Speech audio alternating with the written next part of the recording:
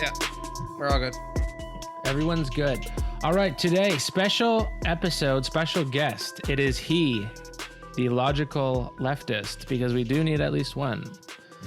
Doctor of philosophy, author of a book on arguments for the left, and of course, podcast dude. He's the host of Give Them an Argument. It is Ben Burgis on the Pill Pod.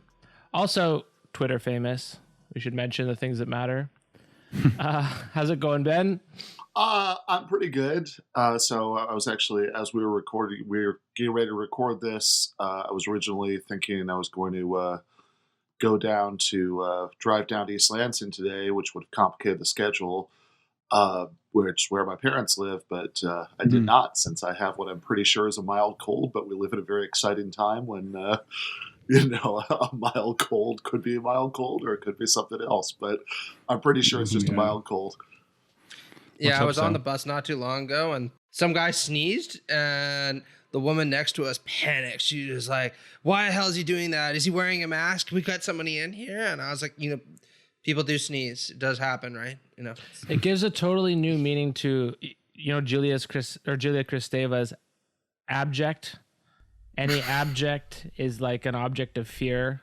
Yeah, and your excretions and your expulsions. Because it could be the COVID-laced spittle. Anyway, we do have philosophy in the subtitle of this podcast. However, there is a kind of philosophy that we have so far pretended does not exist. It is known as analytic or Anglo-American, which is more commonly the method that you find in universities. So we've been kind of irresponsible. Matt and I have done a Rawls episode. Yeah. We've done Rawls and a couple of other people who flirt with that tradition, but that's analytical political theory. It's not really hard analytical philosophy. The Kripkes and continental philosophy suggests there's a body of water you have to cross before you find these people. Right. It does, although it's funny because traces back to Carnap and the Vienna Circle. And so those are obviously Europeans. Remember, Brian Leiter has making a joke somewhere about how the two people who did the most for the quality of academic philosophy in America were Adolf Hitler and Margaret Thatcher. Hitler, because of course that caused so many philosophers to flee, and Thatcher just by cutting university budgets. So people had more of an incentive to get jobs in the United States. Mm-hmm. Absolutely. Checks out. Also, I think there was a lot of people, what they think of as the sort of break between what we think of as continental and analytic too. A lot of people, I don't think, know that Edmund Husserl, right, the first phenomenologist, he used to be pretty tight with, the people the person they called the father of analytic. God, why is his name escaping me? Frege, that's it. Yeah, Frege and Husserl used to correspond and write letters back and forth, and they initially started off with similar positions, but kind of took different paths. I mean, I think one thing that really complicates this is that it's really unclear what, if anything, the term analytic philosophy actually refers to, since it certainly can't be the name of a position. People who want to write clearly. Yeah. It's a style. I mean, honestly, I think that is at this point, what very little meaning that phrase still has, I think is largely about that, right? Because, of course, there are, tons of people we think of as analytic philosophers who think that, about the incredibly esoteric issues that, Husserl and Frege were argued about, that Husserl was more right than Frege. There's no, the actual break really, I think, comes, with Heidegger. I think that a lot of people we'd think of as early analytic philosophers, reaction to, to being in time, is a lot of what sort of makes the sense that there are now two different kinds of philosophy going on. But then, there are tons of analytic philosophers now who are interested in Heidegger and mine interesting things to say about philosophy of mind or whatever out of Heidegger. So it's clearly not a position. The geographical division, which is what's suggested by the name continental philosophy, is also a little funny, since again most a big part of analytic philosophy comes from continental Europe. Although I guess you could say there that maybe part of the separation is that, is that Heidegger, not to put too fine a point on it, could stay in Europe, whereas the often Jewish, often socialist, analytic philosophers could not. And although I will also say if Frege had lived long enough, I think that he would have been the same kind of embarrassment to analytic philosophy, quite likely. He was no doubt like pretty nationalistic and pretty anti-Semitic, and so I think there's at least a 50-50 chance he would have become a Nazi, if he'd had a chance. We're not genetically drifted enough that there can't be some interbreeding still. Of course, Deleuze wrote on Whitehead a lot. I actually have a take on this, which is probably like poorly informed and probably wrong, but go for it. I'm going to share it anyway. So that's what we're about. Which is that, like the actual content, certainly of Deleuze's metaphilosophy, like actually, honestly, has always just struck me as like pretty much late Cardap. Like I think that it's kind of. Like I think Deleuze is kind of it's very nominalistic, yeah. Yeah, like the way he talks about like creating concepts and all that stuff. Like it's very much like the Cardap stuff about conceptual frameworks. So I think that it sort of feel like I think the ideas are very similar, but it just kind of fills the same niche for people who have a stylistic preference for reading philosophy, in translation and with like a little whiff of obscurity about it. If you really wanted to find somebody who said, well, language is indeterminate and we need to be semantic holists, we need to recognize that the representational picture of how it is that words work is actually false, you don't need to go to Derrida or even Foucault. You can just go to Quine, Wittgenstein, any number of other major figures. Davidson, yeah. And you'll find very similar arguments, to my mind, just presented with a lot more clarity and a little bit less pretension.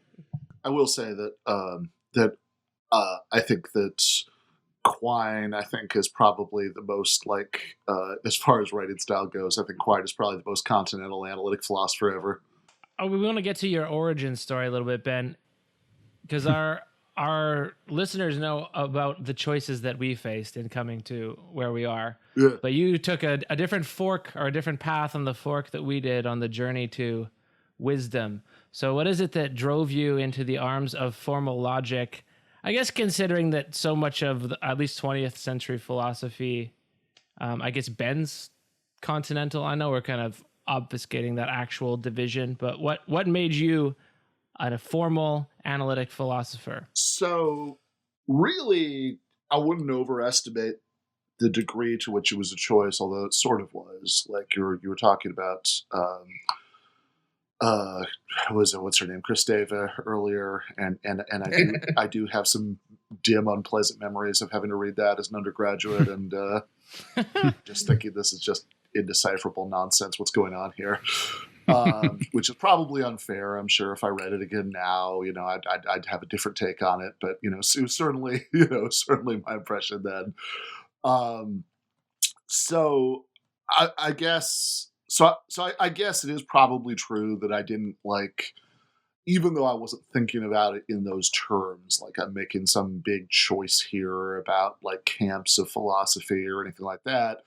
I was just sort of following what felt like the path of least resistance. I'm sure there is like a buried choice there since I did, I did take some, one really undergraduate class where I was exposed to a lot of that stuff. I remember reading Derrida, the Gift of Death, and I had to do a presentation on it. It was a seminar. And I remember just thinking this is like this crazy Emperor's New Clothes moment, because like I knew that I didn't know what I was talking about, like that I was just like reading something in so I'd have something to say, but nobody called me on it, not even the professor. So did I ever tell you about this funny anecdote I deployed at Birkbeck when I was at the critical theory summer school there? So there was a Hegelian camp and a Deleuzian camp, and I knew at the time, quite a bit about both of those. But what I realized is the way to impress both of them is whenever someone gives an interpretation, step in and just say, yeah, I think that there's a lot that's right to it, but I think we need to give an even more radical interpretation of that, and make sure you emphasize the radical and make the hand.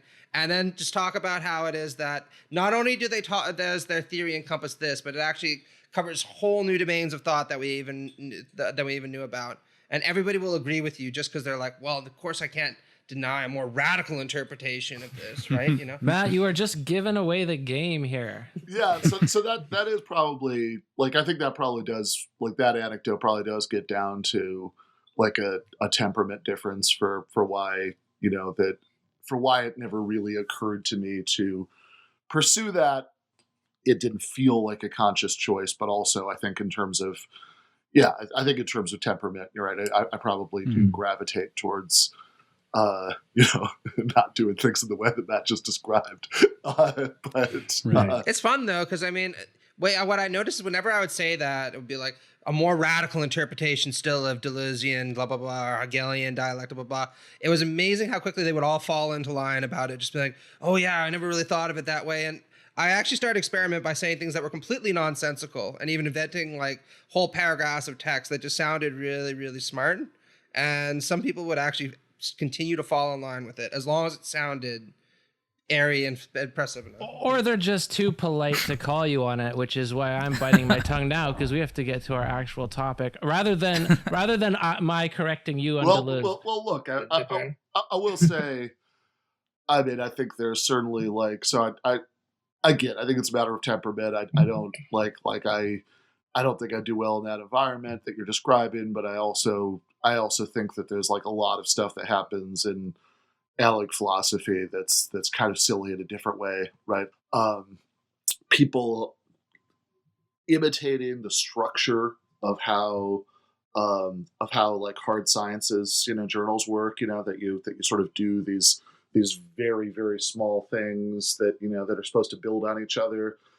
It's like the only reason people are doing it that way is because like, that feels like the rigorous way to do it, because there's other disciplines where it actually makes sense.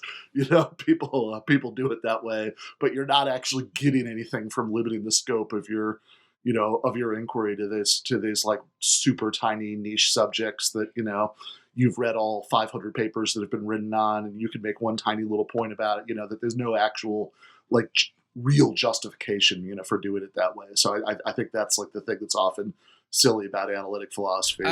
This is the one thing that I found most obnoxious about analytical philosophy. Just to be fair, since I took some pot shots at the continental side, and I like to do a little of both. So I'm saying this partly in jest, it's one of those, jokes with love, right? But one of the things I find frustrating about analytical philosophers is how uptight and tight-ass they are about what counts as real philosophy. There's an article I read by John Caputo where he's like, is Derrida even a real philosopher? And the big put down at the end is maybe, but I think he mostly belongs in, God forbid, English departments, right?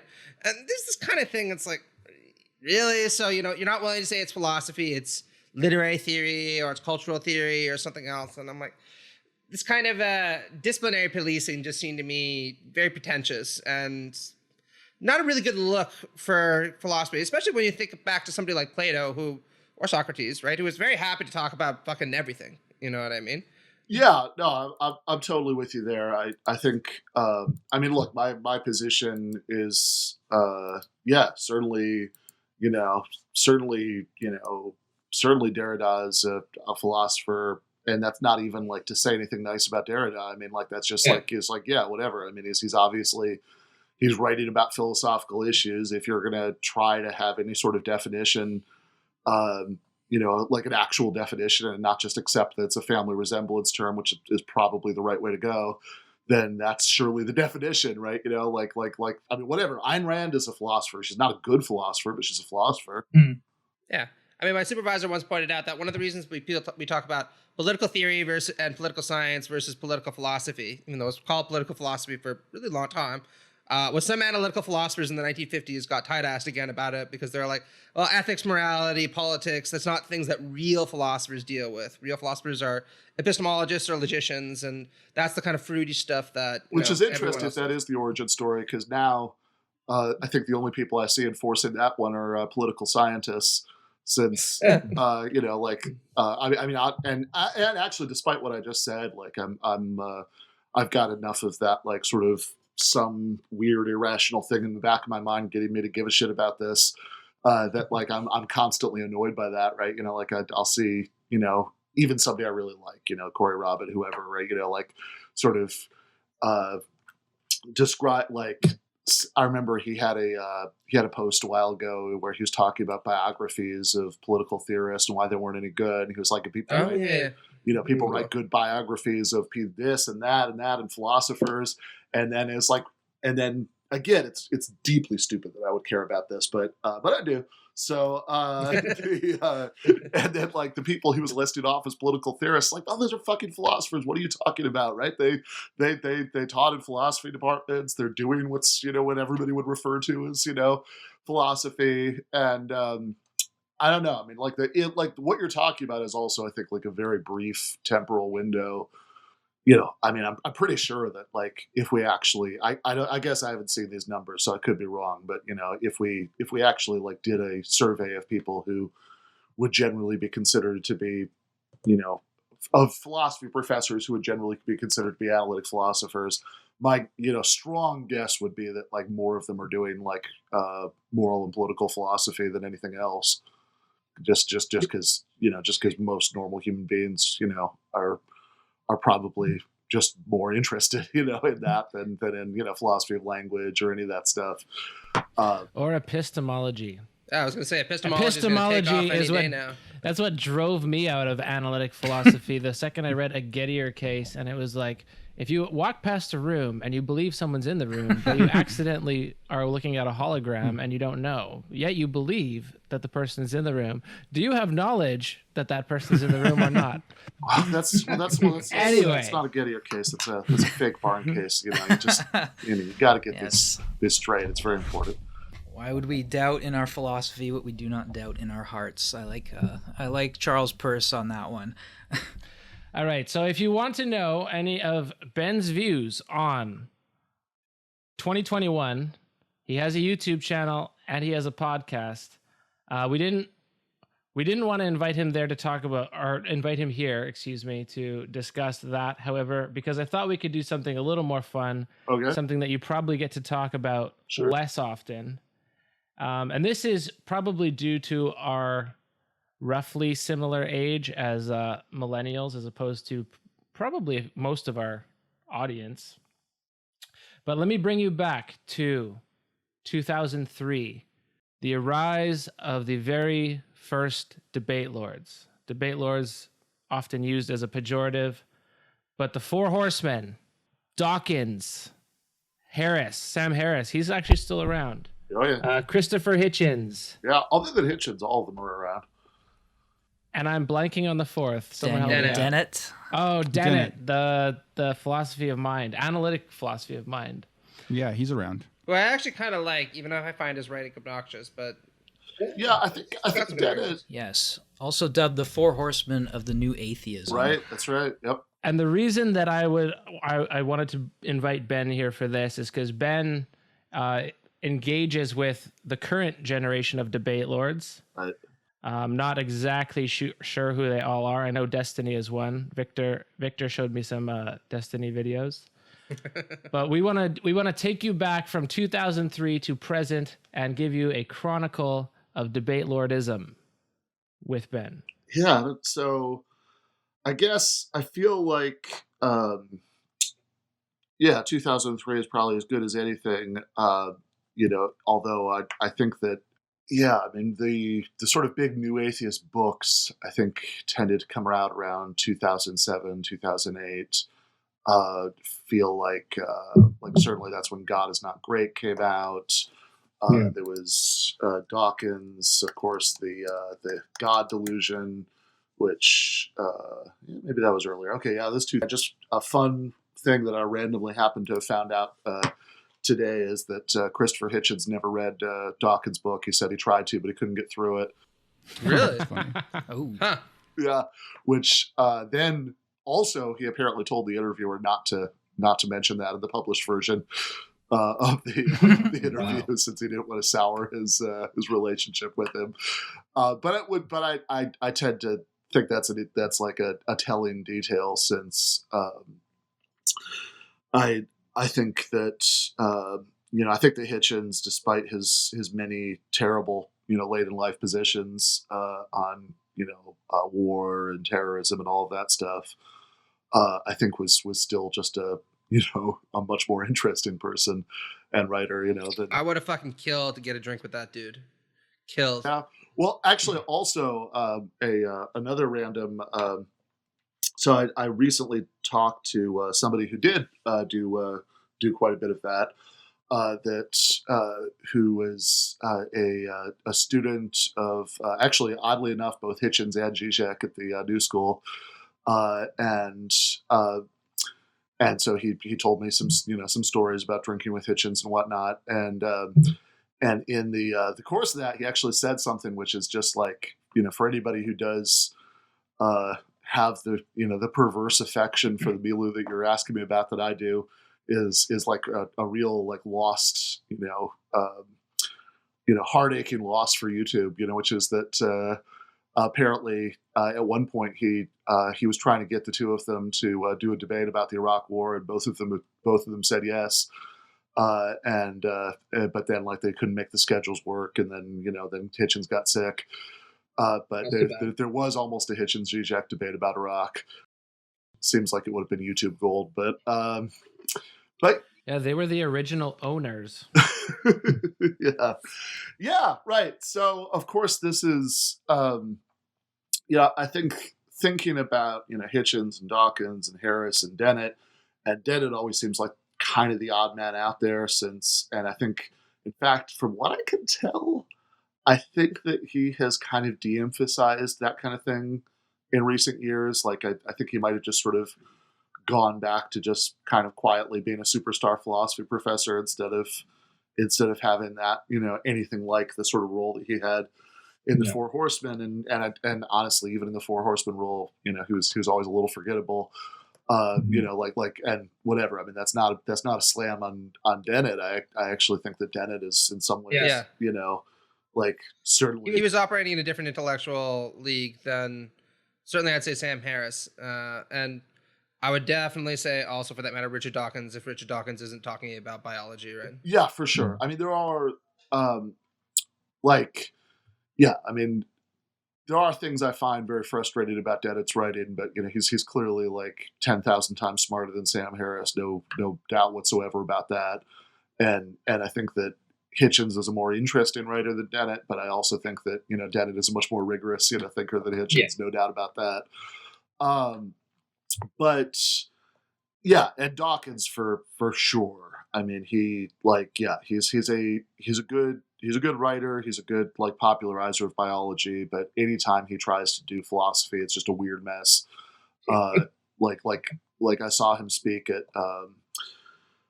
University of Miami, which is where I did my PhD program. I don't know, back in like 2013 or something, and actually before, he did like a couple of speaking engagements while I was there, and then he also did this thing where he just he sat down with the philosophy department for a little discussion. But I think this is actually at the big speaking engagement, which was funny, right? Because it's Dawkins. He's a big draw, so it's like a giant auditorium. In fact, I think there were some overflow auditoriums where you could see him on a huge screen, like you're watching Big Brother in 1984 or something. And there was a point in the Q&A. I was going to say like a pastor at one of those mega churches. Yeah, that's right. Yeah, which does get to one of the things that most annoys me about all those guys, but Dawkins in particular, because he was popularizing like the little A pin for atheist, which really struck me as like Jesus Christ. I got takes like. If you turn atheism into a religion, then then like really like you seems to me that you've negated most of the human benefit of that. But in the Q&A, after this talk, somebody was asking him about his support for the Great Ape Project with Peter Singer and some other people, which is this effort, which is I should say, I think a laudable thing. I like it. I support it. I mean, not that I've ever done anything to support it, but passively, verbally, I support it. Right now, I'm sympathetic to it. I guess that's the way to put it. To try to get like some of the great apes that are are like very close to human intelligence and stuff like that. Have like some like more legal rights, recognized, which strikes me as a fine and reasonably noble thing. But I don't know. I remember I watched the Rise of the Planet of the Apes movie, and I have to say I came out of it very pro ape. If they didn't want all that to happen, they should have been nicer to the apes. No justice, no peace. But I take a different tack. I think it shows why it is that we need to crush down on this sapiens from the very beginning, right? You can't allow these stirrings of rebellion to begin. Yeah, I think you've been reading too many of those conservative authors for your stuff about them. But yeah, so while he was talking about that, though, like his argument for why we should recognize more rights for the great apes was like the worst argument ever. It was just bizarre. It was he said, well, imagine, and he did this like super like goofy poetic thought experiment. He was like, imagine that you had you're standing at a lake. I don't know why, whatever. Like it was at the edge of a lake, and you're holding hands with your mother, and she's holding hands with her mother, and her mother, and her mother, and her mother, going back to the nearest common ancestor with the great apes, and then you go back up to them in the other direction. Well, any two links in this chain, it would be impossible to make meaningful differentiations between them. They'd be too similar. And as a flourish for this, he said it would. You'd have to be making distinctions as arbitrary, as the racial laws of apartheid South Africa, and even ignoring that last part. It's like, okay, yeah, I'm sure that's true, right? That you have 82 links in the chain are too similar to each other to make like a big, okay, this is where we draw the line. This is a person and this isn't. Fair enough. But come on now, Richard, what if the chain of mothers, by the Hallmark Lake, went back to an amoeba, right? Like, couldn't you make the same fucking argument there? That any two links in the chain are going to be so similar to each other that you're not going to know where to draw the line. This is just the continuum fallacy that there are on gray area cases, therefore there's no real distinction. It's like saying that you could take somebody who had zero hairs on his head, is bald, and you could add a hair and add a hair and add a hair and add a hair until he had a head of hair like Fabio. Okay, but clearly, what are the exact numbers of hairs he has to have on his head for him to not be bald? And good luck answering that question.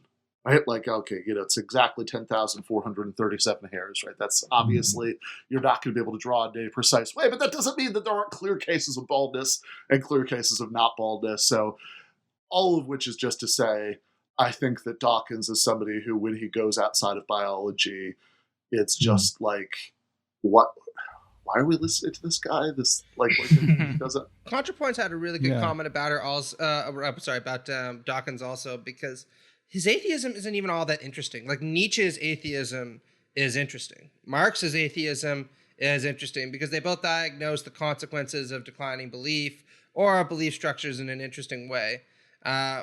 Whereas she points out that, with Dawkins, you're kind of just like, okay, there is no God. According to him, I should just lead my life as normal and try to be happy. That's it. And she points out that it's no surprise that this movement kind of wound down because there's only so many different ways in which you can say that before people are like, okay, I get it. No God, spaghetti monster, go live my life and apparently become a utility maximizer since that's obviously the only thing to do. All right. Yeah, maybe. I think that, I'd even go a step further. I have a more radical interpretation. You have to put your arms up when you do that. We have to go more radical. More radical. Yeah. and say that's not even that, like, your only choice is to be a utility maximizer. Your your choices are just to have whatever ethical theory you're going to have. The two subjects, the one subject really tells us very little about the other, but then like when you realize that, then that makes, capital A atheism as a movement even more pointless. If we can divert a little bit, I'll throw this to you, Victor, because I know you have thoughts on it. But if we can divert from the content of So, what these guys were actually talking about, and then pay attention to the form and the media form, because YouTube came out in 2005, and then early YouTube, when we were 20-year-olds, dumbasses, but early YouTube was very much populated. The very first montages of people getting owned was, Richard Dawkins talks to news host, or Richard Dawkins talks to creationist. And this whole window has shifted to now it's, Shapiro or whatever the rest of the fuck they are. So these collaboration owns. And then this also evolves into a form of debate, which in Burgis you participate in. But there's these visualized or televised live debates where you get the groups of fans in, and then each takes a side, and then we have a sort of a spectacle or a theater of debate, fans, ownings, destruction. And I just wanted to see or know how you saw that transition going from Christians versus atheists, or atheists versus Muslims, into sort of the political schism that it's taken on now in the form that we have now. Just to say, one of the funnier things is the very first YouTube video I ever saw about politics was actually O'Reilly versus Dawkins. It's so funny you mentioned that, because I completely forgot about it. And I actually kind of like Dawkins in that. Not really because I enjoy what he's saying, but just because I really held just O'Reilly in such contempt at this point that seeing him struggle a little bit. O'Reilly got so mad in that clip. That's a great clip. If it's the one I'm thinking of, then that's a great. But I think just to add one other thing is, I think what's interesting is the way that the transition to more recent political is the invocation of the logic and reason category, right? That I think Stefan Molyneux uses all the time, right? So I think that's just another interesting detail, the weaponization or the use of that category of science, of reason and logic. Yeah. So I do feel you on the O'Reilly Dawkins thing. By the way, that there's no there's no way to make you like the worst person that to put him in the same room as somebody who's worse than him. So the standout example is, to my mind, is I've already talked a bunch about how much I dislike isn't even the right word, just loathe Sam Harris, but if you listen to the very first time that Jordan Peterson was on, I think it was called Waking Up at that point, that's Harris's podcast. Man, I like Harris after listening to that, same. It's just I don't know. I mean, the whole thing is just Harris as an okay philosophy professor, basically, in that in that role, trying to explain something mind-numbingly basic to the world's most confused undergrad. He's yes, but even if you did bad things on the basis of the knowledge, it would still be true, right? And sort of not even, and Peterson's so all over the place, he can't even engage with the question. But yeah, look, I think that the invention of YouTube is definitely, I mean, it's kind of funny. It almost reminds me of that. Was it Marx says somewhere that the was it the water wheel or whatever it is? I might even be missing the medieval technology that once you have that, then feudalism is the form of society that's going to be adapted to it. And then when you have the factory, capitalism, and it's almost the same thing, right? That once you have YouTube, the Debatelord is the kind of creature that's naturally adapted to that. And then once you have Twitch, then you have the new much more ridiculous version that's the natural entity for it. But yeah, I mean, I think that it's definitely this. I think that convergence, that there was this period of time when like atheism versus theism was really hot stuff. And it's not a course that, you know, most people still don't find that maybe interesting to some extent, or interesting when they first think about it, you know, but it was like had a kind of cultural currency for several years there in the 2000s that it really hasn't,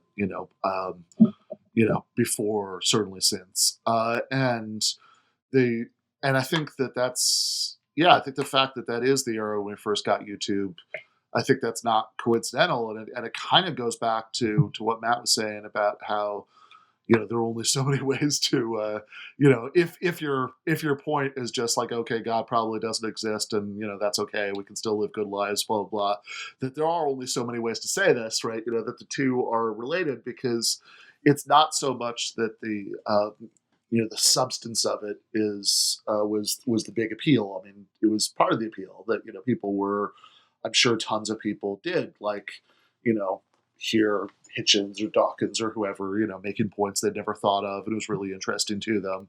But mostly, it's something that was a really emotionally charged subject that gave people a chance to do what YouTube is really good for. You know, that first YouTube video you were saying you watched, the O'Reilly Dawkins. Why is that good? You know, it's because like what's fun about it? It's spectacle. It's it's like almost like rhetorical pro wrestling, which is what a lot of YouTube debate is. I mean, obviously, you know, since somebody who partakes of it, you know, I mean, I hold out hope that that's not all that it could be, but it is certainly a big part of what it is. I don't think there's any doubt whatsoever about that. And so yeah, I think getting to see, like, it's not a coincidence that two of these four guys who've been talking about the Four Horsemen have British accents. You know, I mean, like, that's something that I think as Americans, especially, you know, to the primary audience, you know, we're primed to, you know, especially that kind of, you know, Oxford, Cambridge, you know, kind of accent. You know, we're same in Canada, right? You hear it and you just think my colonial master, right? A lot of credibility. We instantly trust them when they have a British accent. Yeah, which I think actually, you know, Hitchens admitted to friends that he even like sort of played up the poshness of his accent, you know, because he knew that Americans, you know, were just suckers for that. So, you know, which I guess actually also makes sense, because he was kind of an arrivist. You know, he came from, you know, a solidly middle class family, but he went to, well, what in the U.S. we call private schools, you know, and then Oxford, but you know, it's not like he you know, he grew up quite in that environment. But yeah, that like upper class British accents, I think, are something that are, you know, exciting to Americans. We take things that people say with that accent more seriously. They seem more interesting to us. And so because that medium, it's, you know, audio visual, you know, that really helps. That's a big, you know, that's a big asset. And so, and even with like Hitchens, who I think, in a lot of ways, I think like the last 10 years of his life, you know, 2001 to 2011 were the least interesting, you know, like just even aside from what I think about them politically, right? I think the years in which I really think objectively, like what he's saying is the least interesting, you know, compared to everything that he had written, you know, from like 1971, which is the first time that his name is on the cover of a book. The book, by the way, is a collection of essays by Karl Marx about the Paris Commune with an introduction by Christopher Hitchens. To 2001, you know, those first 30 years, you know, I think he was writing much more interesting things, but what YouTube really rewarded was the side of him that was like fun and a little pompous and a little mean, and, you know, and yeah, I mean, they even came up with a neologism for him that's still around. What was it? Hitch slapped. That's the one. Hitch slap, yeah, you exactly. got hitch slapped. Exactly. So that's what all of these clips are, and I think this, in terms of really getting into what's being asked about in terms of the genealogy of Debatelords, I think this is a really crucial point, because if you watch any of those hitch slap compilations on YouTube, you're not really seeing much argument, like a little bit, right? But a lot of them are basically just somebody saying something and Hitchens like really laying his accent on thick, just kind of scolding them in a really rhetorically effective way. That's what a lot of the Hitch slaps are. And that's not a to say this isn't even particularly a diss on Hitchens. I mean, I think you have to look. I mean, I said this in the first book. I think that that obviously my particular lane and what I'm talking about is trying to get people to be better at the arguments, but like you want to win, like you also got to attend to the way those arguments are rhetorically packaged. There's just no way around that. Humans are a narrative species. We just will respond to that. So yeah. And then I guess as far as the transition of politics, it's a little bit complicated because even in this same era, like when somebody like, I mean, just sticking with Hitchens, even though like Dawkins certainly was almost exclusively, was like all anti-religion all the time, pretty much. And Harris was maybe somewhere in between, and, whatever, Dennett. I mean, who watches Dennett on YouTube? But but like Christopher Hitchens, like during the same period, when he was, it's certainly true that most of his public debates were about religion, because I think that's what there was the greatest number of people who were most eager to take him up on it were. But like during the same period, including his brother. Yeah, that's right. During the same period that he was debating, Doug Wilson or Tony Blair actually he did debate with Tony Blair about whether religion was good for the world. He was doing debates that were allegedly about the existence of God, although I never got the impression that's what he was really interested in. I think what he always really wanted to get to was the sort of moral critique of Christianity. But during the same period he was doing this, he was also debating George Galloway on the war in Iraq, or for that matter, his brother on the war in Iraq. And when he did the thing with his brother, Peter Hitchens, the conservative writer, they did. It was like a double-header event, and they did a half-hour debate about Iraq and then a half-hour debate about God. And so he was doing these political debates at the same time as the religious ones. And a lot of people, I think, were fans of both. Some of which is because people, I mean, it was at that period of time. War on Terror, jingoism was pretty popular, so it's not surprising that it was also popular among fans of New Atheism. Although to be fair, there were tons of fans of New Atheism who certainly weren't on that page, at least about Iraq. But also because some of what people were enjoying was just the performance, just the rhetorical spectacle. All of which, the reason I'm emphasizing it is because when you move on to a slightly later era in this genealogical progression, you get this really weird shift, which, to be fair, I don't think Hitchens would have participated in. I mean, it's hard to know, of course, but I don't think I think it would have just. I think the IDW would have just seemed too tacky for him. That's my best guess. I mean, honestly, the worst version of. I mean, I spent way too much time thinking about this. And the worst version of Hitchens that I could easily imagine, which I actually do find pretty plausible, is that in the last couple of years, I think that Hitchens might have become just an absolutely insufferable resistance lib. Like I think his reaction to what happened at the Capitol on January 6th, for example, probably would have been very much like his reaction to 9/11.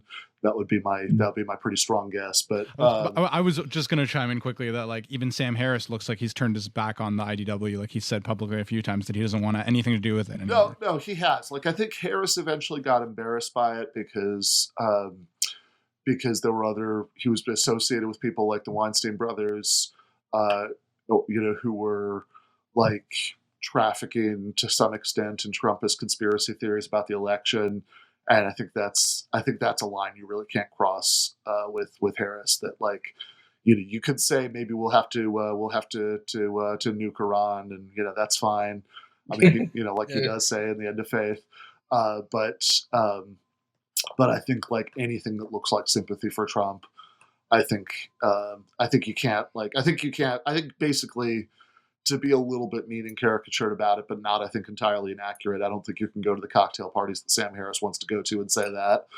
So, especially after the 6th. Yeah, especially after the 6th. Yeah, for sure. And it's pretty funny to watch them all scrambling, all the IDW people, like who've been playing apologetics for all this nonsense and questioning the election results. I don't know if you guys have been partaking in the copium of it.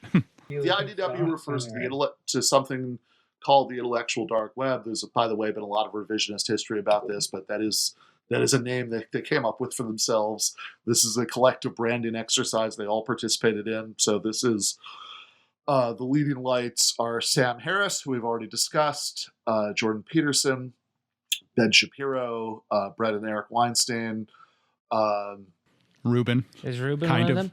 Okay, because this is the weirdest shift of this, is they started, I mean, if we can draw this one-to-one genealogy, which I don't know if we can, I do in my own head, so maybe we can figure it out here. But they start off, religion's stupid, religion is the thing that's wrong with society, we need to get religion out, and we're being persecuted because we're the ones that are saying it. And then, whatever it is, 13 years later, now, like, Ben Shapiro is proudly Jewish. Rubin's always on about Western civilization, see Christianity there. Yeah. And then whatever Peterson is doing with his like weird quasi mystical tradition mixed with Christianity too. So we've just had a complete shift. We've had the same figures doing the same thing, and the emphasis is just 180. Yes. I think when he was asked straight up, like, do you believe in God? Peterson's response was, well, I'm not sure I can answer that because there's like 40 different ways that I have to approach that problem. And it's like, just answer the fucking question. Yeah, the way that Peterson will start to babble on this issue is just amazing. That like he'll start like talking about how mathematics needs axioms and things like that. It's like that's not a fucking answer. What's wrong with you? But yeah. So in fact, actually, there's a really revealing clip of Dave Rubin interviewing together Jordan Peterson and Ben Shapiro. And he's asking them about their belief in God. I think,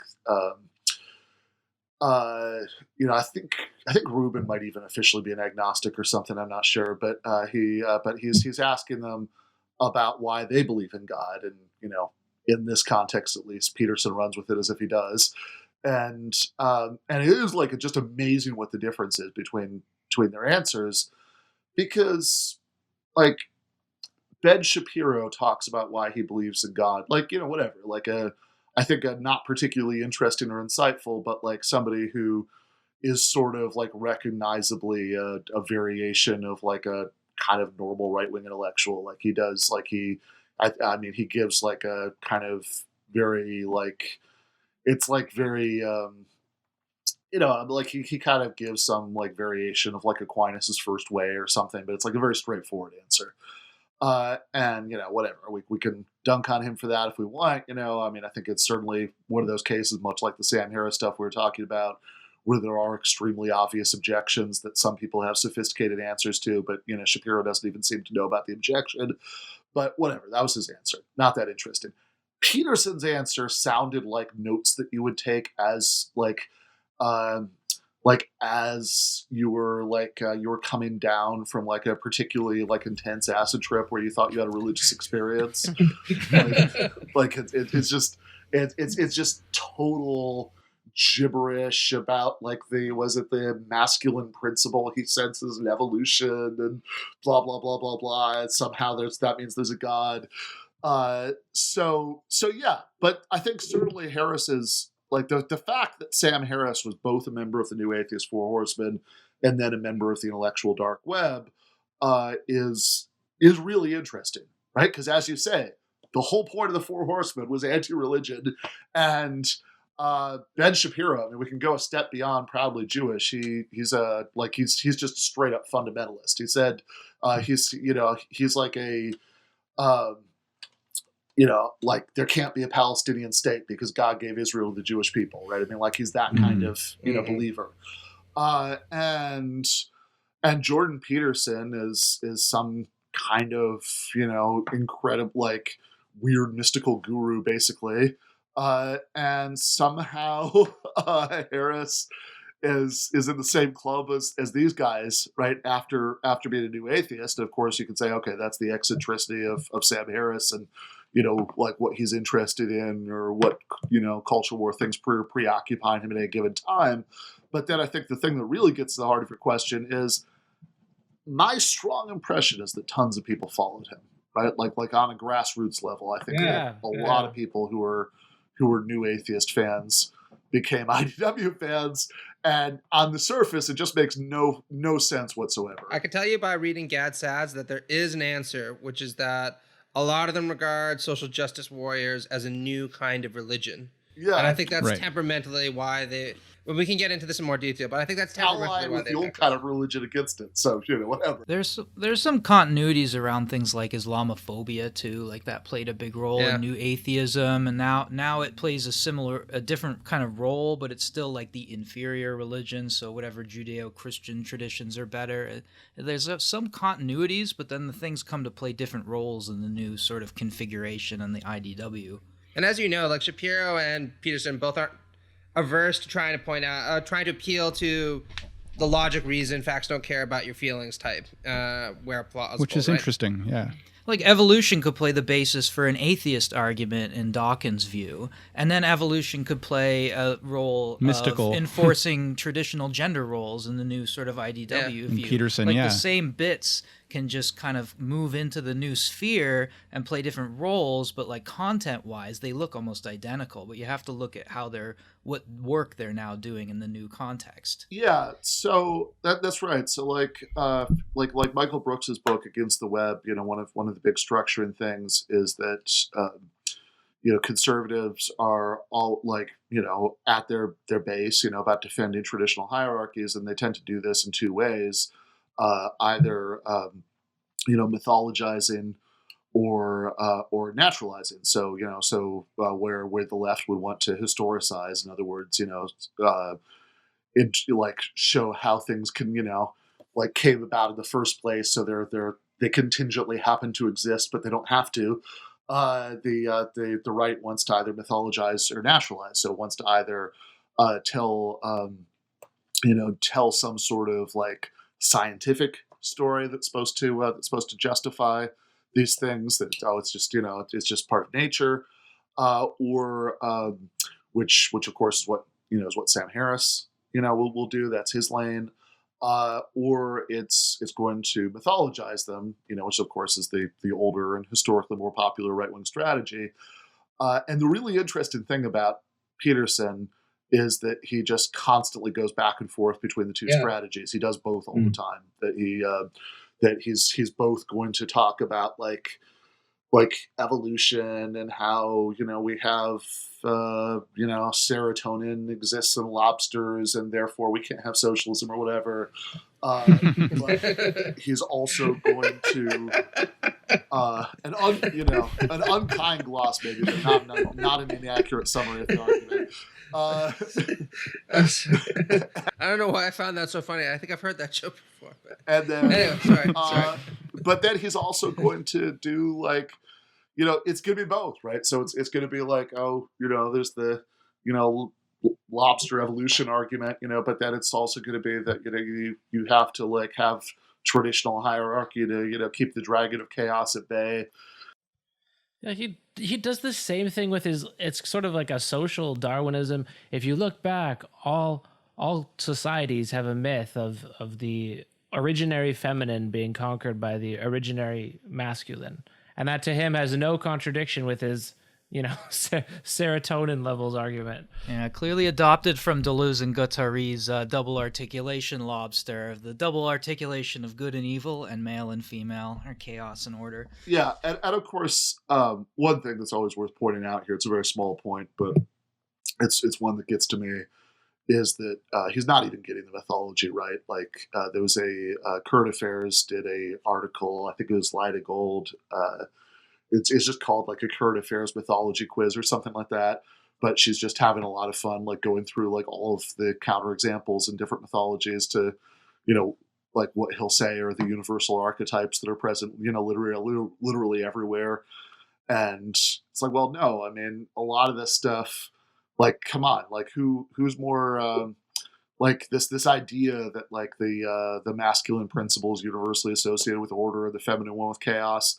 Okay, like really, seriously, if you're going to make this like universal cultural archetype claim here, right? Who's more, like who's more chaotic, Zeus or Hera? Come on. Like who's more chaotic, Marge Simpson or Homer Simpson? Like there are tons of counterexamples to all of his claims about mythology. Is just cherry picking the stuff that that fits the story that sounds right to him, and of course that's even more true with the evolution stuff like if you watch like P.Z. Myers is who actually. It's funny. So P.Z. Myers is a biologist, and he and a blogger, and somebody who was sort of a minor figure in the new atheism era. But I on Twitter once I referred to him as the best of the old new atheist crowd, and he actually responded to the tweet and said and said that was damning with faint praise, since he now feels embarrassed for having associated with them, but he has. But like Myers like has some videos where he's just taking apart like all of the ways in which Peterson's claims about these things are just bizarrely scientifically inaccurate. Because there too, he's still cherry picking, but like at least if you're cherry picking mythology, it's pretty easy to at least read about all that stuff. Whereas with anything that involves actual expert knowledge, when you're doing your weird cherry picking read of it, the same thing will happen. So I guess long story short, I think that a lot of what's going on there is that what we found out with this shift is that a lot of people didn't really like new atheism for the atheism. They didn't care that much about it, right? They liked new atheism for a certain kind of aggressive rhetorical style that they enjoyed being deployed against people that they considered to be cultural enemies. Dare I say that it was feelings above facts? Yeah, exactly. And arguments. Exactly. It very much feels over reals, is why they cared about this, right? Because it doesn't matter whether it's like, it doesn't matter whether, whether it's Christopher Hitchens who, at the base of his worldview is like still sort of a Marxist and is and like has some like terrible neoconservative foreign policy positions, and and the main thing they're enjoying about him is the atheism, or if it's Jordan Peterson who's like some like freakish cross reincarnation of William F. Buckley and Ram Dass in his worldview, because like. Even though these things are completely incompatible on the surface, people who enjoy them have a certain set of cultural preoccupations and perceived enemies. And maybe like, snake handling, Southern Baptists might be one of them, or I guess it's the Pentecostals who handle the snakes. But like feminists are certainly one of them. Campus SJW types are certainly one of them. And so anybody who's deploying, even though, right, like it's completely bizarre to do, like, I mean, the fact that so many fans of Jordan Peterson are so trained with this logic and reason and facts rhetoric that they'll even apply to it, like when they respond to criticisms of Peterson, it's like, oh, but what about his argument? And then you're like, What fucking argument are you talking about? Like you actually watch the video where they're saying, what about his argument? And his argument is like, well, I had a dream where I saw 3 snakes and an elephant, and when I got out of that, like there's no argument. It's just like pure like mystical, babble. But he has an accent. It's not the same accent as the one we were talking about, but it helps. That's the only none of us noticed. His like Albertan Canadian accent. Wait, I didn't notice that he had an accent. Accent does not register. Normal. I thought it was like he has a slight one. A Muppet accent. It just sounds like he's on Friends or something like that. Not so Joey, but he could be like Ross. I don't know. Yeah, he could not. No, but that does. But that whole. Oh yeah, go ahead. No, I was just gonna say, look, the accent helps. The fact that he sounds really, really sure of himself helps. And then he's spitting fire at people who they perceive to be on the other side of cultural battle lines from them, and that's ultimately what they value. So even if it's, even if it's Ben Shapiro, who who would like surely be, who has some like fundamentalist religious views, climate denier, etc., etc., etc.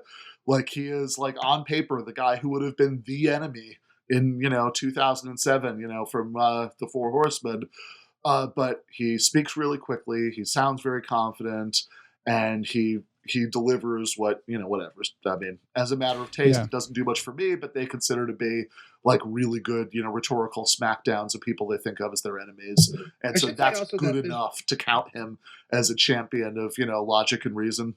I should say also that there's one other thing that I think contributes to it, which is the cult of personality that surrounds a lot of these figures, which they do a lot to cultivate. I mean, if you look at the beginning of Maps of Meaning, it's essentially an autobiography where he very humbly opens the book with, "I will now utter truths that have been hidden to so far from the foundations of the earth," which is a quote from the Bible, and includes a letter from to his dad saying, "I've now realized things that no one else has understood before, and it's so big that I can only get a glimpse of it. By the way, thanks for paying my income taxes," and moves on from there. Same thing with Gad Saad, right? Gad Saad, describes himself as a genius, blah blah blah, in many different ways. That's totally right. Like there's I was just listening last weekend to a discussion from 2018 between Michael Brooks and Thaddeus Russell, who from the Unregistered podcast, and they disagree about tons of stuff, but they do agree about the guys we're talking about. Mm-hmm. And there's like a really perceptive moment in that conversation where Michael is saying, well, look, I'm not going to lie. I enjoy being praised. I enjoy, having fans, all that stuff. Right. But I wouldn't want to have fans the way these guys have fans. Like that. That's yeah. Mm-hmm. I was curious about your own experiences engaging with people who are maybe IDW sympathetic, and also like maybe give some comment on what I perceive as one of the things from a political perspective is it kind of seems like the left was a little bit late to the party, like to some extent, like with online media, right? And to some extent, I think what you're doing, to some extent, like what we're doing too at this for this podcast is, I feel like we're addressing potentially some audience that was like a little bit tempted or seduced by IDW types or some of these other online people like Stefan Molyneux. And I feel like more emerging voices like yourselves and ours is, to some extent, maybe winning some of these people back. And I wonder what that experience has been like for you, maybe with some of the debates you've done. And maybe like if you have an anecdote too about people who have, messaged you, like what if you do have people who message you on a regular basis who said, oh, I used to believe this, but seeing your videos. We actually get that a lot too. And we get that. We get that quite a bit. Yeah. I used to watch all of Jordan Peterson's videos, and now I watch all of yours. Like, well, I don't know if that's much better, but yeah, I had a former Richard Spencer fan like message me on Twitter being like, I used to love Richard Spencer, but now like I just listen to you guys all the time. So it's a step in the right direction for sure. I want to interject and say that like all my forays onto the internet, everything that I've done thus far was really just a desperate cry for more of Eric in my life, and I finally got all of the stuff that I wanted. Why are we back at this? Yeah, let's not bring that up. Yeah, Ben. It's just an ongoing joke that for some reason Matt just has like a lot of sexual seduction to Eric. I don't know why. But. Our love will blossom through the cogs of this machine, no matter what you try to do. Exactly. Don't let them stop us, baby. All right. Yeah. Fair enough. So that's off track. Yeah, look, I mean, I get messages like that. I mean, I don't know. Yeah, I mean, I think it's like a reasonable trickle, that happens, that happens over time. And I think that, I think it's tricky because I think when you talk about the left being late to catch up with that, I think there is a structural reason for that. And even though obviously the situation has gotten much better, I don't think that reason's gone away, which is that, in a way, I mean, ironically, it's actually just a version of like the same old like Noam Chomsky on CNN problem, which is I remember there's this documentary. Um, there's a documentary about Chomsky called Manufacturing Consent, which I remember used to have it was like a 2 VHSs rubber banded together, of that. I'm very old. And be kind, please rewind. I remember those days. Yeah. And there's a point in there where he makes this really perceptive comment, which is that actually it would be a better propaganda for mainstream outlets. It would be like if they were smarter, they would have people like him on all the time, because in a 30-second soundbite, if he said the things that he thinks, he'd sound like a lunatic, and it would be like a good it would be a good way to discredit him. And of course, on paper, the YouTube era, the Twitch era, you mentioned Destiny earlier, is a great way, is like a, sounds like this is great. We won't have that problem anymore because look, you can dump anything onto YouTube, like you could have, like if you want like a 6-hour long explanation of whatever the hell, right? You can do that. But I think the market incentives, certainly aren't going to favor that, and especially the kind of thing we're talking about before, the ownage, is something that is a lot easier to do when you're catering to views that people already kind of have. That if you want to just do that like quick, like rhetorical, like slapping down of the opposition, then it's a lot easier to do that if people already have some pretty sympathetic sense of where you're coming from. Now, there are people who are going to just be fans of the art form, and so they'll be able to recognize when someone does a good one, even when they don't like where they're coming from, and that might even make them think about where they're coming from, and then might come around. That happens. But I also think that to a great extent, I don't know. This is something I struggle with, because I think that trying to go on the particular, civilizing mission that I've been trying to go on, since I wrote the book and I've done all these, debates and stuff, is trying to do two things at once. And it would be a lot easier without doing both of them at once, which are one, like, putting certain views out there and arguing against other views, but then also two, trying to get people to trying to actually change their tastes for how to talk about this stuff. So to not only say better things, but to say them in a better way, and to try to get people to come along with you on saying them in a better way, and to sort of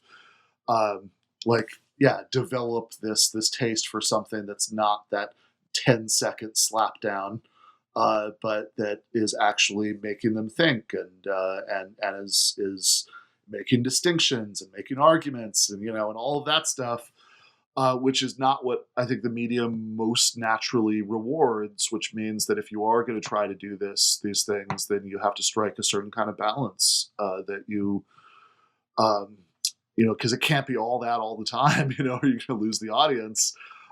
So I think you need to both try to give people a sense of why the long version is worthwhile, but also you have to accept that on a certain level it's rhetorical pro wrestling and just sounding very forceful and having good lines and all that stuff.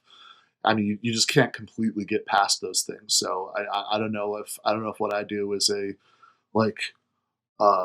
awkward compromise between these imperatives that actually works, or one that doesn't quite succeed in any of them. I will say I do get those emails and DMs, so it certainly works for some people, but it's a tricky tightrope to try to walk, for sure. Almost like you can never actually tell, just from the example we already used of the new atheists now becoming whatever quasi historical mystical Christians, is that it's never really about the facts anyway. It's entirely about feelings. And I think it's what you're describing is you're trying to appeal to facts while at the same time participating in a medium that very obviously rewards feelings. I actually had a comment that related to that, and then a question. This actually rests nicely on the last thing I said, actually, because while I do also sometimes get those emails, which are always very endearing, 90% of the stuff that I get is very critical. And I don't know if any of you have noticed this, but it's very unusual since a lot of these people tend to be right-wing fundamentalists, and yet the language they use is almost always so homoerotically charged. It's like, yeah, I can't believe this. If you, like, I wrote a review of Ben Shapiro's book, and I got emails from people who were like, if he were here, he would have fucking ass-raped you, bitch. And I was like, isn't he like a fundamentalist, Orthodox Jew? I'm not really sure you should be ass-raping me at all. It's just, it's a bit of an odd thing to think about it. The Talmud disapproves of ass rape, but yeah, some fantasy projections going on there. my one question actually is that Corey Robin wrote about this both in his book and he's continued to do this, where he says the right going back to people like Edmund Burke, and I would actually even go further, saying back to people like some of the early Catholic reactionaries to modernity, has always tried to cultivate what he called this bad boy image, but a very superficial bad boy image. And you see this carrying on to like the present day with people like Paul Joseph Watson. He had this infamous quote in the middle of the 2010s where he said, "Conservatism is the new counterculture." And, Robin points out that this is always really problematic since the kind of things that they try to defend aren't really very bad boy. It's things like, wow, we need more police and we need more order. And, people should read the classics, that kind of stuff. We need strong marriages between a man and a woman. Yeah, exactly. But, so subversive. Look, I remember trying to remember who wrote it, but my favorite comment on the rise and fall of Milo Yaba. Oh, exactly. Yeah, he's a great guy. Whatever his name is, had said like it is remarkable because like once you sort of peel back all of the bluster and the sort of talking about how much he loved black cock and all that stuff, then all the actual opinions that Milo was expressing were, this was a British writer, so I think the way he put it were like indistinguishable from the opinions of like your boring home county's dad, pushing around, the peas and gravy on the plate while he's, ranting about foreigners. Yeah, or foreign food. Yeah. Yeah. He does. He doesn't have. We need good British food, like curry and tea, blood pudding. Yeah. This is, by the way, why I'm enthusiastically in favor of cultural appropriation. I think the idea of like telling like British people that they actually have to eat indigenous British food is too cruel to do to anybody. Borders on a human rights violation. Well, this is why they have such terrible teeth, is there's no like actual nutrients in, what is it, pudding and potatoes. So then like in Milo Yiannopoulos' case, the particularly hilarious thing about this, now I know some people on the left try to like tell themselves that they did something that caused the downfall of Milo. Is like, oh no, it was all the like, yelling at him on campus. That's what made him go away. Total bullshit, right? He was riding strong on that wave of their hatred, which was his entire marketing gimmick. That's what his career was built on, was the left attempts to deplatform him. What caused his downfall was that after all the years of expressing totally boring conservative opinion while going on and on and on and on and on about what a bad boy he was and how his thoughts were too dangerous for anybody to accept them, he finally actually said something that conservatives were offended by, and then they all dropped him immediately. They canceled his. He lost his book contract. He lost his CPAP.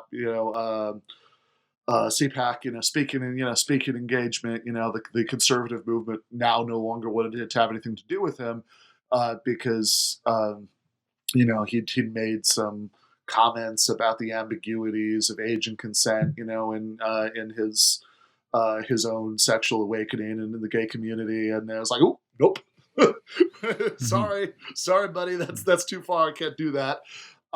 So yeah, I think that's absolutely right. And yeah, they do try they do try this act, and yeah, I do get those emails. I do get some of the emails that Matt is talking about too. Like not apparently, not quite like he's describing. I just write a review of one of Ben Shapiro's books, and believe me, they will come. Even just say you're going to write a review of it, and they'll come. I'm just saying, people seem to be much more interested in raping Matt's ass than mine. I don't know what's up there.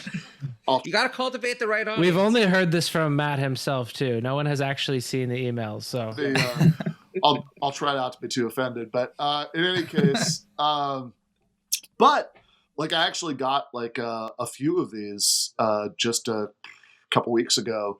Not again quite like that, but a little bit of like a little wave of hate mail because I wrote this Jacobin article called "Abolish Inherited Wealth." And people, and several people actually cared enough to track down my day job email address to send me hate mail about it, which yeah is also impressive in very much the way that we were talking about, because like all of these emails are by people who fetishize like the rhetoric of logic and reason, but there's nothing that looks like an argument anywhere in sight, right? It's just that I'm wrong, therefore, like I have a conclusion that's different from their conclusion, therefore I'm irrational, therefore I must be indoctrinating college students, with my irrational beliefs. Like that's just the train of thought there. And I guess I do also want to just briefly go back to the question about the feels and the reals, because I think that the one good thing here, as far as this problem that we're talking about the left sort of competing in a medium that really rewards reinforcing ideas that are already in people's heads, is that it's not just about trying to get people to care about facts. That this is where I think a little bit of David Hume actually goes a long way, because, of course, when they say, oh, we're deriving our political conclusions from the facts, not feelings, this is not only just, hilariously untrue about them, but it's also impossible, right? You can't derive normative conclusions purely from facts. There's an odd gap, right? I mean, like facts can only be relevant to conclusions about, morality or politics or what we should do if they're accompanied by some sort of relevant principle, right? A fetus being a human life from the moment of conception or whatever is only relevant to any sort of anti-abortion political conclusion if you also have the premise that that anything that is anything that's biologically a human life has a moral right to life. And the good thing about this is that means that there is something that we can appeal to, and I think this actually gets at something that people are often confused about, because they say, well, hold on, how can you debate whatever Stefan Molyneux, right? He's a complete lunatic. You don't share any of the same goals or premises. So what's the common ground in which there is to argue about anything? Which is a fair question. But I think that part of the answer is that one of the goals of arguing with somebody like Stefan Molyneux is to get him to bite certain bullets that are going to show that in a very deep way he doesn't share the sort of basic moral intuitions that nearly all human beings will, and is thus going to make him less appealing to anybody to whom parts of what he was saying sound good. But then when you get to the letting poor people down and starve to death in the street, I think that anybody who's gettable in his audience is going to be like, wait a second, I don't like that. Yeah, I mean, my take on that, the hate mail is probably goes back to saying YouTube's role in this rise of this debatelordism, is that those nice little packaged like slaps you get, like that aestheticizing of logic and debate, as opposed to like its more substantial core. It aestheticizes it, and that aestheticization really gives itself to polarization. because it's a lot like when a kid goes and sees like a Batman do a cool thing, and then he wants to run out and dress up as Batman and do the same cool thing. Like those, they play a similar role. People want to imitate. So this aestheticization leads to this, or like feeds into a kind of polarization, and then people have these fantasies. I mean, I have them too, of someone's walking into a point that you're prepared, and then you have this great comeback for them, and hate mail is just like that, but rehearsal. So you get to like, I get to straw man their argument and then beat it to shit. And I mean, it's kind of a fantasy fulfillment. Every night there's thousands of 20-year-olds practicing owning feminists in front of their mirror. Yeah, but it's empty. That's the point of like aestheticizing politics and debate and religion is to make it kind of empty and flat. Whereas politicizing is the opposite. I mean, at this point, I have a standard response to the hate mail, which is not constructive, but like, whatever. You either ignore it or you respond in a way that's not constructive. So I just have like a little thing that I copy and paste that's like, hey there, chimp. Glad to see that my article made you think so much. Keep reading. That's why I appreciate your move and others to make like logic seem like a more substantial thing that you have to slow down and kind of think about. It's not just this aesthetic show. Like another part of our genealogy should probably be like even going back to the days of Debatelord, where he conceived of himself as at war with other people and battling other people, and all of this military language is very much built into logic, and it comes out in weird ways in this aestheticized world we live in now, is because you're undermining somebody's argument, or you're retreating to defend a position, you're attacking somebody's points. Like all of this military language is like deep in logic as well. And you talk a lot about that in your book very effectively also. And I mean, we've all encountered this on Twitter, right? Where you got there, what you call them, the logic bros, right? Who pretty much treat any kind of Twitter interaction like combat, right? And they're just eager to throw out all this complicated sounding terminology, like, no, you're committing a Mott and Bailey. No, you're committing an appeal to authority. And how did you describe it? It was almost like point checking, right? No, that's right. Which of course is also, I mean, the way that these guys, and look, I mean, I'll say that the sort of logic bro being described in the book, like is an archetype. Various people, fit to varying extents. I don't know how many pure examples there are, but there are certainly people who do act like this to one extent or another, and it's. And then I think the frustrating thing is that this also reinforces the impulse of some people who who have good politics, to be very dismissive, about certain kinds of logic talk, because they associate it with these assholes, and also like they correctly sense that what people like this are doing with this logical terminology is not actually something that they have any reason to take seriously, because what they're doing, and I think both people like this who fetishize the rhetoric of logic, and also people who are maybe way too quick to roll their eyes at logical terminology, what they have in common is that like what they think that it is to diagnose something as committing a logical fallacy is like handing out a yellow card in a debate, that like, oh, you broke the rules. And the rules seem arbitrary, right? It's almost like this is like the Marquis of Queensberry rules, for gentlemanly debate or something. It's like what's the because like if these fallacies, we shall pause and have a glass of wine in between. Yeah, exactly. If the fallacies are what these people say they are, right? Then like why would anybody care about them? Like if ever saying anything,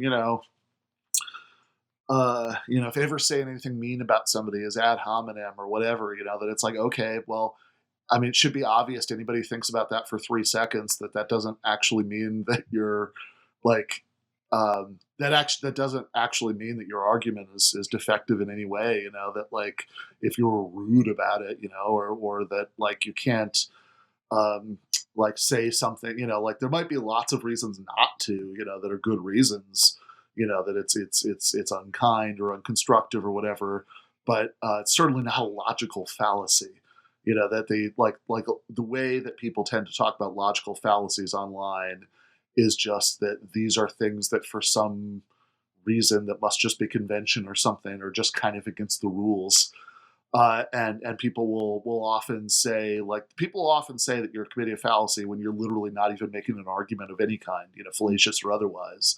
That you just got to say something, and they say, oh well, that's a fallacy, or oh, where's your argument? It's like, no, I'm not pretending to give you an argument. I'm just saying something, right? Like 99.999% of human speech acts aren't accompanied by explicit arguments, and it'd be really weird if they were.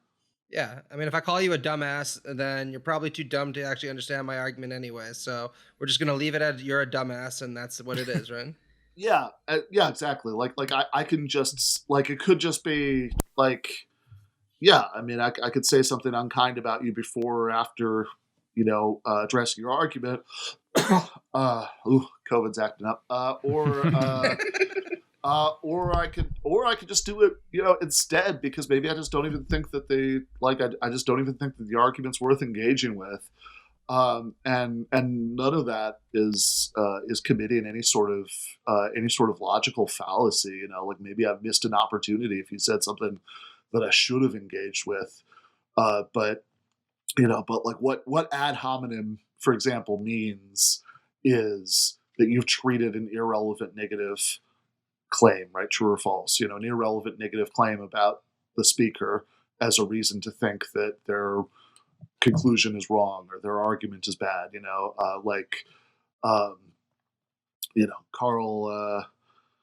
Karl Marx, sometimes used, casually bigoted language in correspondence with, Frederick Engels. Therefore, Marxism is a bad theory of history or economics, right? Like that's the ad hominem fallacy. But of course, that's much less exciting, because like once you understand it that way, you're not going to be able to accuse people of it 200 times a day, because the like actual crystal clear examples of it are relatively few and far between.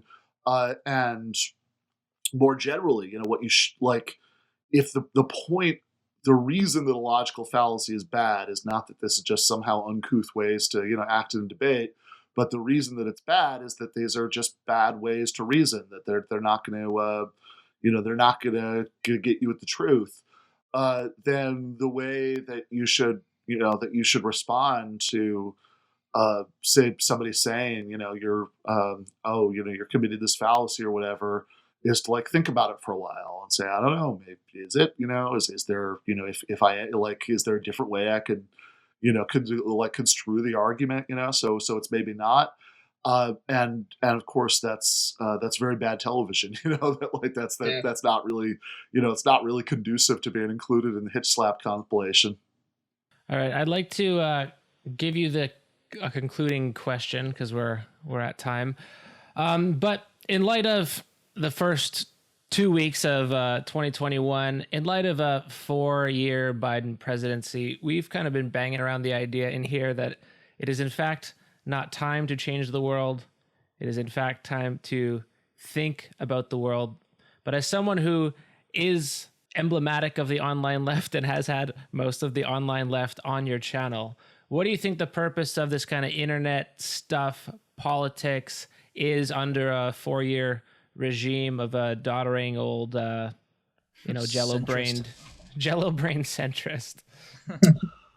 Yeah, well, I mean, I guess in a very immediate sense, I think that some of it is just to keep up the critique of not only the jello-brained centrists, but centrism. That there is a great danger, with the Democrat in power of there's a gravitational pull towards just collapsing back into regular centrist liberalism, because I mean, maybe, I don't know, maybe more, maybe less, it's debatable, but in a different way, than with Trump as president, because the real problem, I think, I don't want to say or probably not even the top 10, but a big problem for the left is that it's very easy to get sucked into the pull of politics as liberals versus the right. So you want, so for example, you'd be defending Biden and the Democrats against whatever crazy shit that Glenn Beck or whoever is saying about them, and that's tricky because I think we had a window from 2015 to 2020 where it was a little bit more obvious how to do politics outside of that space, because the two Bernie Sanders campaigns for president bookended that, like, really created that space to the left of liberalism as something that felt like, like really obvious and there, and like something you could easily explain to anybody, right? Like, hey, yeah, I don't like Biden, I'm a Bernie guy, and now that's gone. And so I think that I think there's the danger of collapsing back into liberalism. I think there's the danger of overcompensating by, becoming People's Front for the Liberation of Judea, ultra left weirdo, and in your effort to like overdo it in proving what a leftist you are. So I think that one thing that left media can do is help orient people ideologically, which is important. Although I guess the one other distinction that I would make is that I think we need to be really clear about the respect in which it's important. And this is something that maybe you guys were sort of blissfully not interacting with this nonsense, but I think that there's a whole weird thing that happened from like late December to early January, where in certain kinds of left media spaces and online left spaces, there was this like bizarre like month of people being like furious that Alexandria Ocasio-Cortez wasn't doing this like really specific like media stunt that this comedian and podcaster Jimmy Dore came up with that he wanted her to do. And without relitigating that nightmare, I would say that one thing that it really taught me is that we've got a big problem with people not being clear about the distinction between politics and talking about politics. And in making that distinction, I'm not at all saying, obviously, that talking about politics is unimportant, it has no value. I clearly do think it has value, or I wouldn't be doing it.